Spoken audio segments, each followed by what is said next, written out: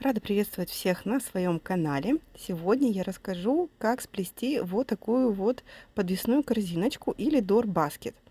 Таких размеров, с такой загибкой. В общем, все-все-все подробно обязательно вы увидите. Если видео вам интересно, подписывайтесь, ставьте лайки и смотрите полное видео. Начинаем выплетать корзиночку с овального дна, то есть начало всей корзинки это овальное дно. Самое начало я не успела снять, была увлечена процессом, но в общем ссылку я вам оставлю на то, как начать плести овальное дно. Оно у вас здесь где-нибудь всплывет. Если вам нужно посмотреть, перейдите по ссылке, и там уже более детально и подробно вы увидите. Сейчас я начинаю вставлять боковые стойки. То есть вот здесь уже слишком большое расстояние между соседними стойками, и оно требует добавочной стойки, чтобы не было больших просветов и было одинаковое расстояние между стойками. Теперь смотрите, добавочную стойку я где-то на сантиметра 2, она у меня торчит от стежка, да, то есть вот я ее прям оплетаю не у самого основания трубочки, а вот немного вперед ее протаскиваю. Это нужно для того, чтобы трубочка не выскочила из плетения. В принципе, потом, проплетя несколько рядов, вы можете ее или подтянуть, чтобы вся трубочка полностью в плетение, да, ушла, спряталась, или можете аккуратно подрезать на месте вот стыка, где идет у вас стежок сам, да, и сама трубочка упирается вот в предыдущий ряд. Сейчас основная моя задача выплести нужный размер донышка. Но здесь сложность состоит в том, что длина не должна быть слишком, ну, длинной, скажем. Она должна не выходить за рамки где-то 20 сантиметров. Это означает, что донышко нужно будет расширять. Ну, то есть оно нам нужна длина 20 сантиметров, а вот ширина донышка должна быть чуть больше. То есть если мы сейчас продолжим плести по спирали, еще буквально ряд или два, и нам длина уже будет как бы упираться в лимит, да? Для этого я буду плести укороченные ряды. То есть на двух последних стоечках ряда я разворачиваюсь и плету в обратном направлении. Здесь главное, чтобы у вас не получился вязаный рисунок. То есть если до этого я плела прямой веревочкой, то сейчас я буду плести обратной, чтобы у меня сохранилась геометрия рисунка и не получилось опять-таки вязаного эффекта. На двух последних стоечках с этой стороны я опять разворачиваюсь и плету уже по часовой стрелке. Таким образом, благодаря сочетанию укороченных рядов у меня наберется нужная ширина моего донышка. Итак, еще будет обратная веревочка, то есть еще раз я сделаю укороченный ряд с этой стороны, ну и, соответственно, с противоположной стороны тоже будет укороченный ряд. И на этом все.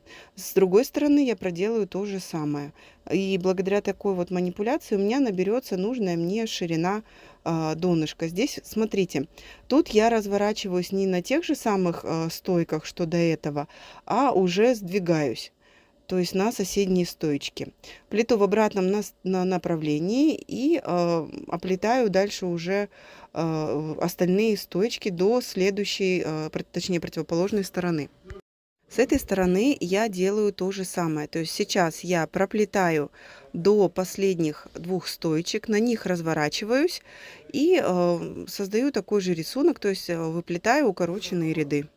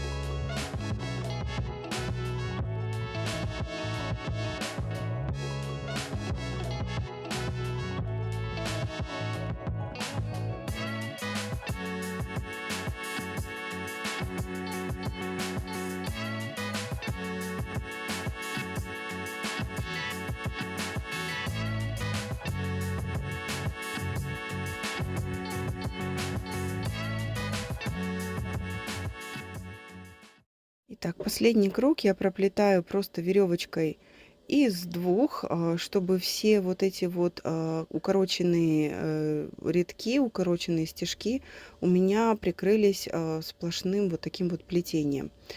Все, так, я доплетаю и уже буду поднимать стойки. Трубочки основы у меня скручены точнее вот стоечки, из полоски 21 сантиметр. Трубочки, вот эти вот боковые, двойные сбоку, они получаются рабочие такие же по диаметру. Это 10,5 полоска сантиметров. Но потом я их заменю на вот такой же диаметр трубочек основы, то есть 21 сантиметр. Видите, сейчас вот эти боковые стоечки я подрезала и уже все. То есть я их немножко подтянула, и они уже спрятались в плетении. Все, они уже никуда не выскользят у вас, не выскочат. Но если вы переживаете, вы можете капнуть клеем ПВА и зафиксировать их таким образом. Сейчас я доплетаю этот круг до конца, и все, в принципе, свои рабочие трубочки я буду прятать в плетение и уже поднимать стойки. Все, этой ширины мне достаточно. Если у вас где-то что-то неровно, можете прям вот руками утрамбовать, прям поправить, чтобы ряды были плотнее, не было больших просветов. Ну, то есть на данном этапе сформировать донышко красивое и аккуратное.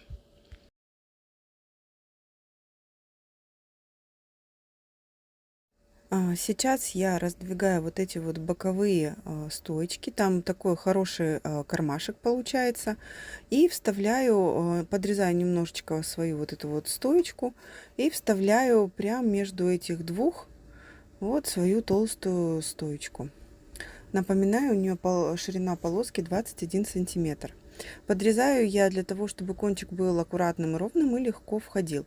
Можете также предварительно зафиксировать, капнув клея на саму трубочку и вставить ее. Все. Таким образом у меня оно плотно в плетении встает и дальше уже никуда не пойдет. Так, вот рабочие трубочки я сейчас спрячу и все. Сейчас я буду поднимать стоечки веревочкой из 4, прямой веревочкой из 4. Для этого мне потребуется 4 увлажненные рабочие трубочки. Я делаю залом ногтем вот так вот на стойке и поднимаю стойку прям вот перпендикулярно. Таким образом я ввожу в плетение 4 рабочих трубочки. Так, ими я и буду вот как раз таки оплетать. Беру с середины плетения, то есть середины овала, для того, чтобы было легче и удобнее стыковать потом. Так, схема прямой веревочки из 4. Я беру крайнюю левую рабочую трубочку, завожу над 3 другими и убираю за стойку, вывожу наперед. Опять беру следующую над 3 другими, за стойку и наперед. Беру следующую крайнюю левую над 3 другими. Вот эти вот боковые стоечки я срежу, они уже больше не нужны. И, в принципе, вот эта вот стойка сама по себе, которая остается, она достаточно плотно в плетении. И сейчас просто после проплетания веревочки из 4 она прям основательно закрепится. Пока оплетаю все по кругу, поднимая стойки. И дальше я вам покажу, как закрыть, завершить загибку, состыковать ее.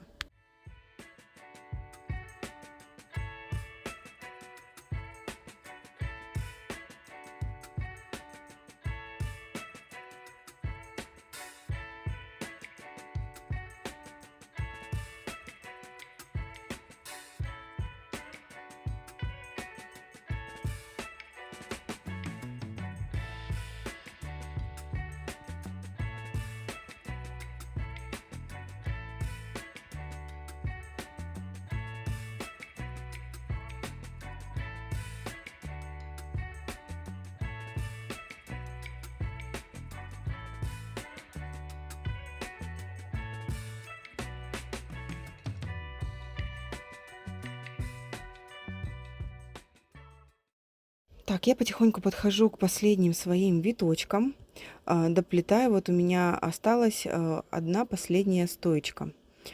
Плетите, прям старайтесь плотно, чтобы плетение не было рыхлым. Ведите прям вот эти вот рабочие трубочки, ту веревочку прям ведите вдоль плетения. Так, смотрите, у меня идет, значит, закрытие ряда сейчас будет.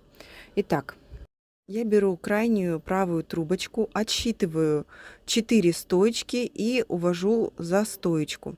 В принципе, если вам больше не надо трубочек, оставляйте эти все трубочки сзади.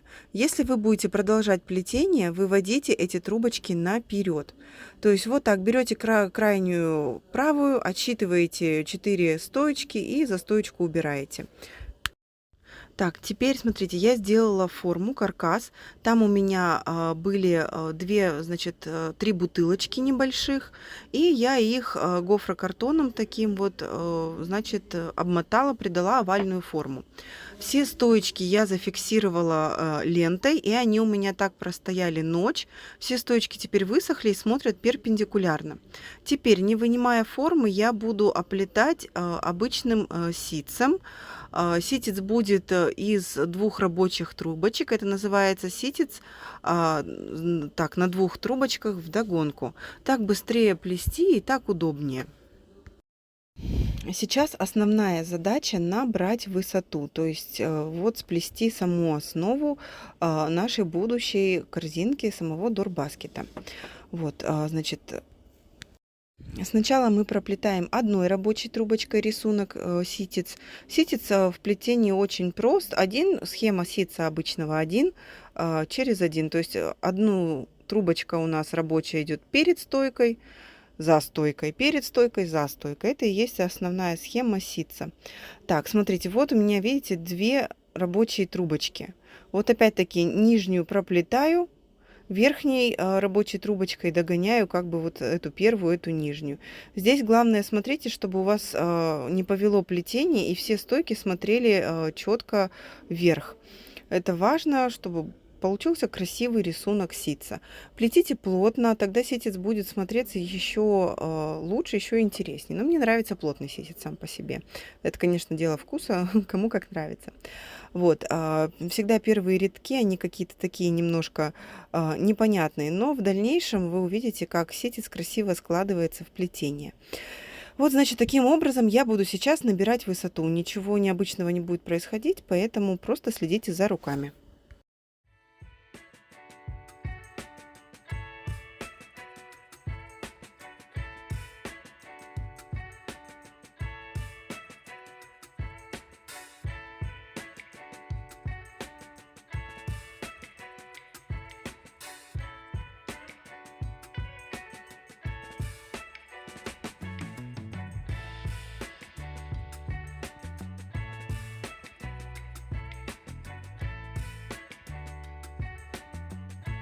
Сейчас я заменю все свои коротенькие стоечки, точнее донаращу. Наращу все стойки и дальше продолжу плетение. Все наращивания выполняю на полимерный клей.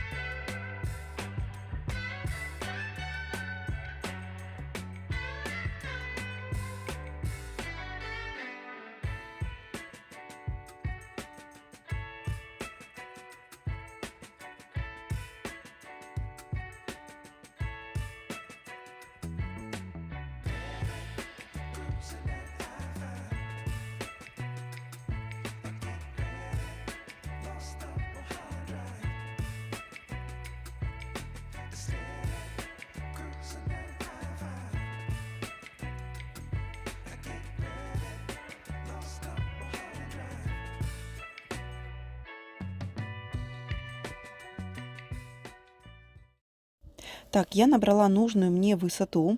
Теперь доплетаю, значит, своим ситцем вдогонку. Смотрю, отсчитываю равное количество трубочек. Эта стойка у меня будет центральной. От нее мы будем делать укороченные ряды. Для этого я продолжаю плести вот рабочей трубочкой, то есть доплетаю ею. и прячу одну рабочую трубочку в плетение. А второй рабочей трубочкой я буду выплетать как раз таки укороченные ряды. Так, вот сейчас я спрячу одну в плетение под острым углом и к стоечке вот сюда вот ее уберу. Все. Теперь, главное, чтобы оно все плотно сидело и никуда не выскользнуло. Теперь, смотрите, вот она центральная стойка. Значит, с этой стороны я делаю разворот. Вот она центральная, значит, вот это вот первая от центральной стойки с левой стороны. На ней я разворачиваюсь и плету в обратном направлении до вот этой вот стойки. С противоположной стороны, на той же самой стойке, что на этой стороне, я буду выполнять разворот. То есть сейчас мы также ситцем в обратном направлении доплетаем до стоечки с другой стороны.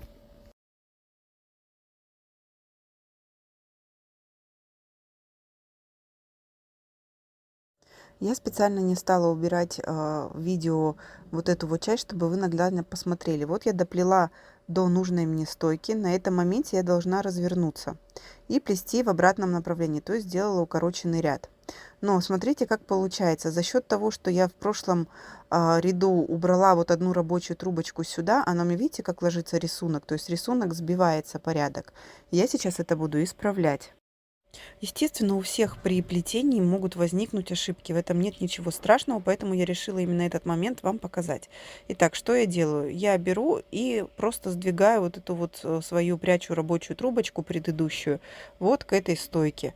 Таким образом, у меня порядок в общем, порядок рядов сохранится, да, рисунок рядов. Он останется неизменным, то есть не будет никакого наслоения ряда на ряда, и рисунок будет четким. Все, вот, опять-таки доплела до этой стоечки, развернулась и плету в обратном направлении. Вот видите, теперь все, рисунок ложится ровно. Все. Сейчас дальше буду выплетать укороченные ряды. Сейчас я буду плести в обратном направлении до стойки своей.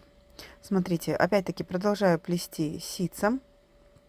Доплела я вот до этой стоечки и смещаюсь на одну. То есть, если до этого я разворачивалась на этой стойке, то теперь на первой стойке от центральной, то теперь я развернусь на второй. И так до вот как раз-таки до вот этой вот боковой стойки. На этой боковой стойке я проплету, не буду уже выполнять дальше разворот, мне нужно набрать нужную высоту, то есть еще раз выплести укороченные ряды. Для этого я продолжу вот этот вот ряд, я еще раз проплету ситцем, то есть здесь я уже не делаю укороченных рядов. Вот, и проплетаю, значит, ситцем до центральной стойки. В этот раз я буду разворачиваться и с той, и с этой стороны на центральной стойке. Теперь я плету в обратном направлении, опять-таки до центральной стойки с другой стороны. На ней я также развернусь и буду выплетать опять-таки укороченные ряды, все то же самое, что и делала до этого, то есть смещаясь каждый раз на одну стойку до наших боковых стоечек, да, то есть вот если посмотреть на бок изделия, у меня как раз-таки вот сейчас я приближаюсь, вот еще одна, то есть на вот этой вот стоечке у меня заканчиваются мои укороченные ряды и с той, и с этой стороны. Все. И, значит, по второму кругу мы то же самое проплетаем на тех же самых местах, делаем укороченные ряды, каждый раз смещаясь на один. Благодаря такому вот двойному ряду укороченных рядов у нас получится такой заметный, ну не переход, заметная разница от передней стенки на заднюю. То есть сзади будет намного выше стенка, чем впереди. То есть будет вот такой вот красивый кармашек, да, скажем так, или такой, ну не знаю, ну не вырез, в общем, красивый рисунок получится, красивая форма, вот, самой плетенки. То есть будет такой вот V-образный четкий рисунок.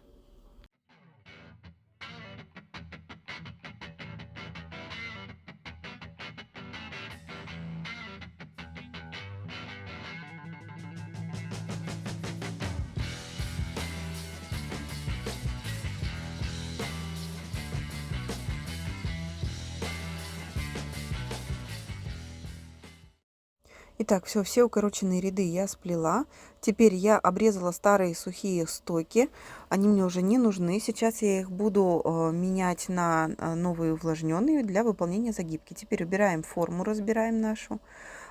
Изделие на этой форме у меня высохло, оно сухое, поэтому я не боюсь, что оно как-то деформируется у меня в процессе загибки. Но, в принципе, если вы загибку хотите делать сразу, просто делайте ее на форме.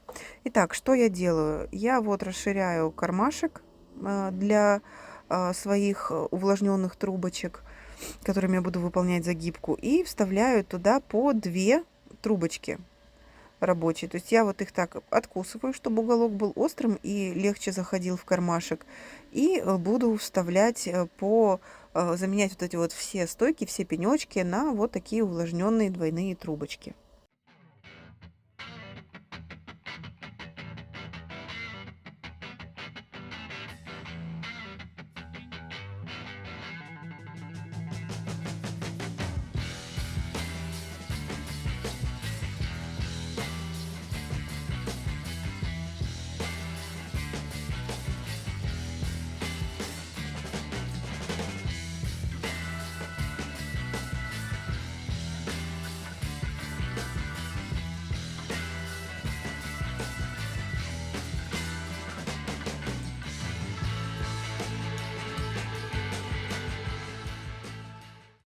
Итак, начинаю выполнять загибку.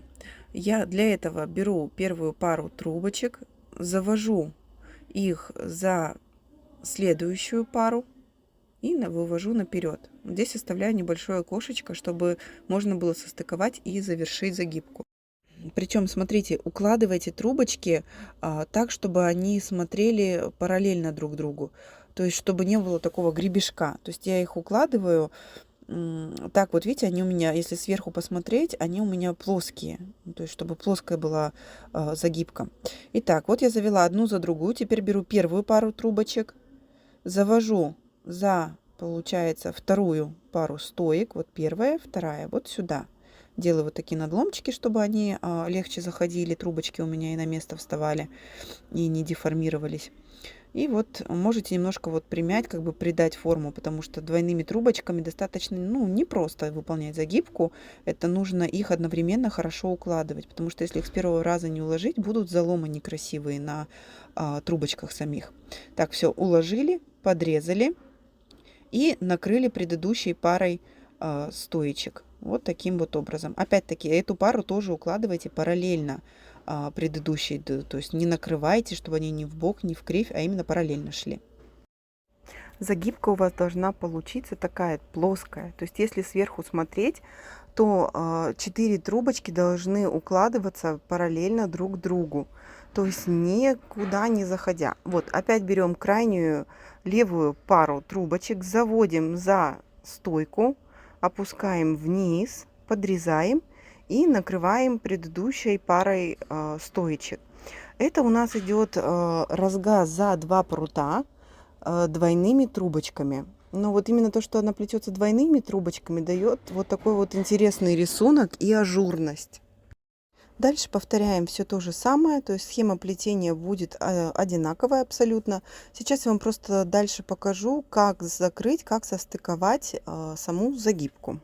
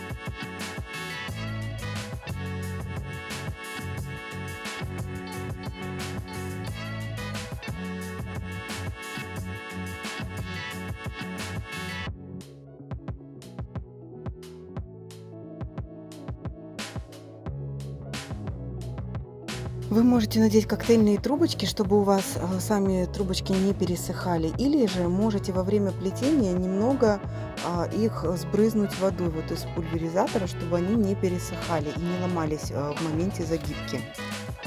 То есть их надо просто немножко еще увлажнить, чтобы лоза у вас не пересыхала.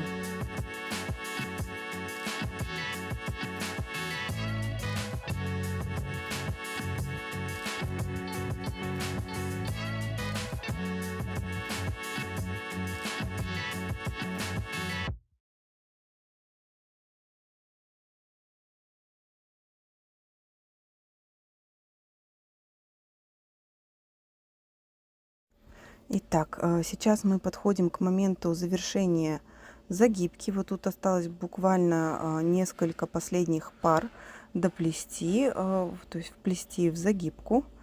Вот, и можно будет уже ее стыковать.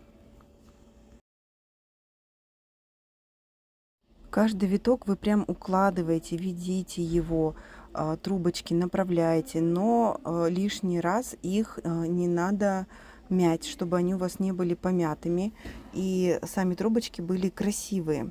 Поэтому аккуратно, прям плавно ведите, ведите вот каждый виток, укладывайте красиво.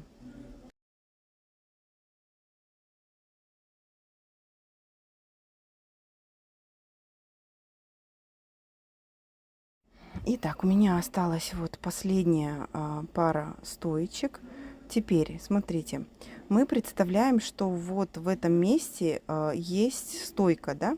Значит, нам нужно вот эту вот нижнюю завести как бы за стойку. Это вот под первый виточек у нас ложится пара трубочек. Она вот укладывается, подрезается и накрывается соседней парой стоечек. Вот вы всегда представляете, что в этом месте у вас стоит стойка. И что вам нужно делать. Вот, все. Значит, уложили, подрезали. Подрезайте не совсем коротко, чтобы у вас трубочки не выскочили. То есть они должны чем-то держаться за эту стойку. Так, и все. Теперь вот этой вот парой стоечек мы должны накрыть наши вот эти вот трубочки. Обязательно себе помогайте или ножничками. Мне удобно ножничками. Кто-то шилом привык. Можете вообще спицу продевать, насаживать трубочки на спицу и протаскивать спицу вместе с трубочкой. Главное все правильно состыковать. То есть первая пара завершения нашей загибки, она идет под один виток.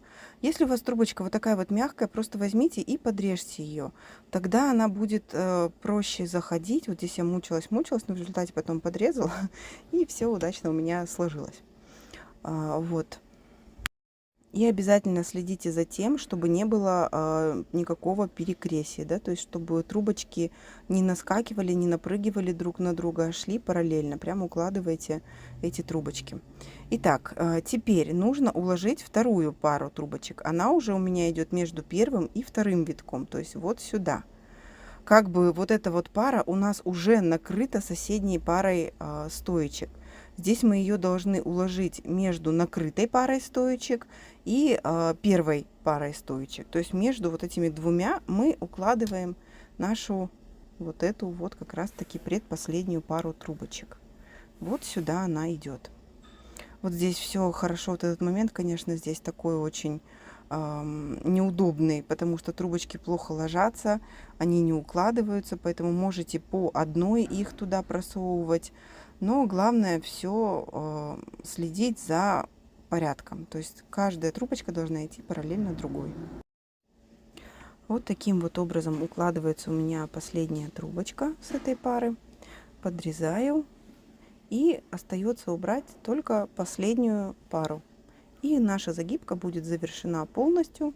И все трубочки будут укомплектованы. Итак, последняя пара, она укладывается под один последний виток, точнее между последним витком и двумя первыми витками. То есть всего у нас, вот как вы видите, 3 пары трубочек. Значит, между первыми двумя парами и последней парой трубочек у нас укладывается вот наша вот эта вот рабочая пара.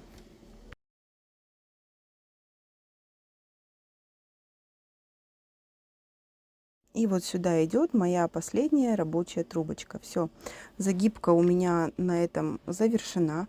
Обязательно разровняйте все ваши виточки, все красиво уложите. Если где-то что-то торчит, подрежьте. Прям это сейчас как раз таки такой момент, когда нужно все хорошо уложить. Вот, потому что потом, после грунтовки, изделие уже будет монолитное, и ничего исправить будет нельзя. Вот такая вот корзиночка у меня получилась. Вот такой вот ажурная загибка, вроде бы и простая, но не простая, но очень красивая. Получается в конечном итоге. Розга двойными прутьями за 2 прута. Теперь мне остается сделать только ручку, и моя корзинка будет готова. Итак, сейчас я покажу, как вам сделать красивую ручку.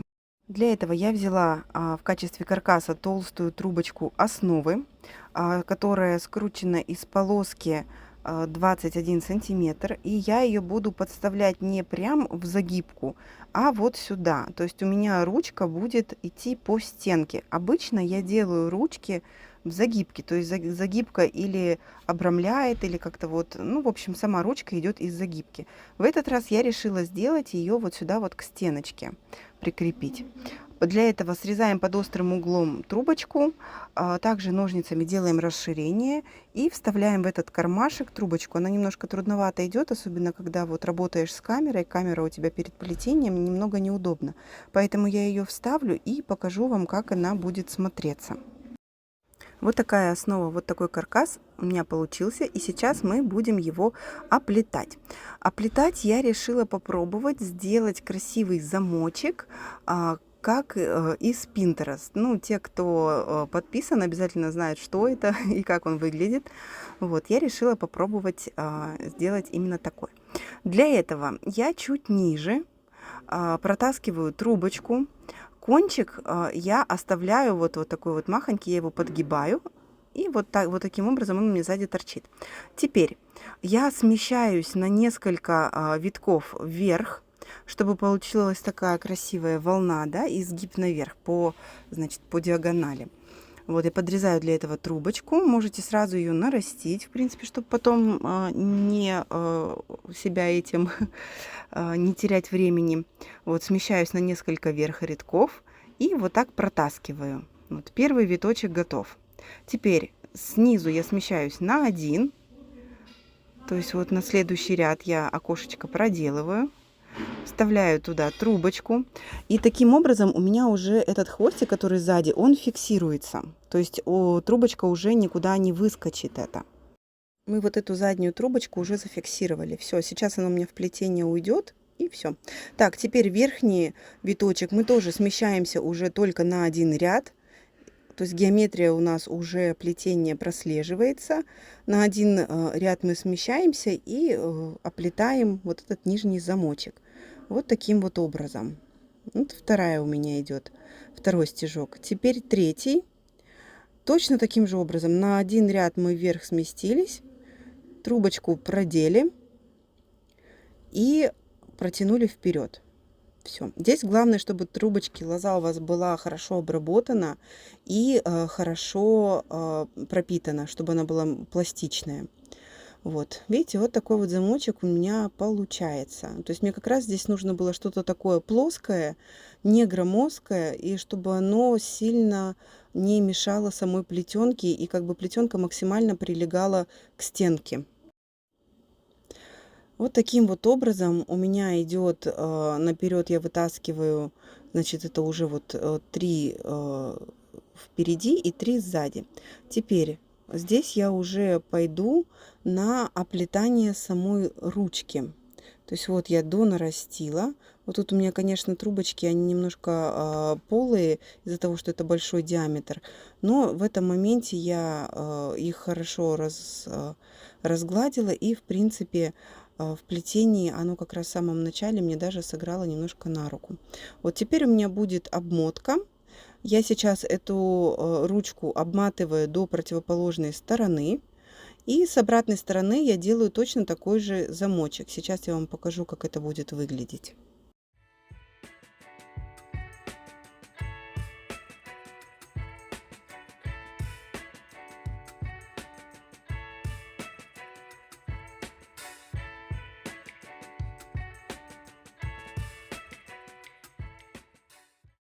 С этой стороны никакого кончика нет. То есть мы ведем вот так же вот плетение, закрываем замочек, но теперь нужно вот сам вот этот кончик трубочки спрятать между рядков задней части плетенки. Оно тяжело укладывается. То есть вот здесь нужно именно ножницами или шилом прям вот сделать такой хороший кармашек и протянуть вот сюда вот эту трубочку. Потому что вот это вот именно кончик рабочей трубочки идет. Вот ее протягиваете между этими рядами, и ручка ваша будет зафиксирована. Вот такая вот корзиночка Door Basket получается. Очень удобная вообще в применении. Можно и на кухне, можно и в ванной. То есть, ну вот везде она. Можно где-то в своей комнате подвесить, поставить и туда вот всякие крема, баночки, все красиво, аккуратно сложить. Многофункциональная и очень удобная корзиночка. Вот такая вот красота у меня получилась. Надеюсь, вам понравилось видео. Оставляйте комментарии, подписывайтесь, лайкайте. В общем, всем пока-пока.